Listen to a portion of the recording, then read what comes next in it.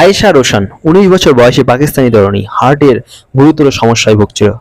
তার heart function প্রায় অকেজ হয়ে এসেছিল। পাকিস্তানে চিকিৎসা করিয়ে সুফল পাওয়া যায়নি বিধায় উন্নত চিকিৎসার জন্য গত বছর ভারতের চেন্নাইয়ের এমজিএম হেলথ কেয়ার হাসপাতালে আয়েশাকে ভর্তি করা হয়েছিল। তার দেহে অস্ত্রোপচারের মাধ্যমে হার্ট প্রতিস্থাপন করা জরুরি। দীর্ঘ প্রতীক্ষার পর জানা যায় সদ্যমৃত 69 বছর বয়সী এক পুরুষের হার্ট পাওয়া গেছে, যেটি অস্ত্রোপচারের মাধ্যমে আয়েশার দেহে প্রতিস্থাপন করা হবে।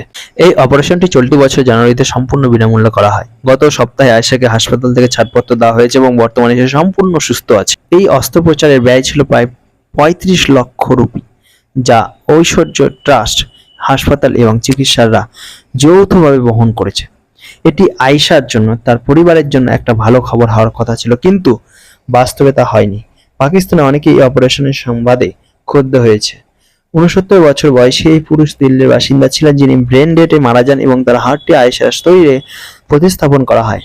কিন্তু পাকিস্তানে কিছু নাগরিক এত ক্ষিপ্ত উঠেছেন কারণ তারা জানতে পেরেছে মৃত এই ব্যক্তিটি ছিলেন হিন্দু ধর্মাবলম্বী। তাদের মতে আয়েশা একজন মুসলিম নারী, তার দেহে একজন হিন্দু পুরুষের হার্ট প্রতিস্থাপন করা ঠিক হয়নি।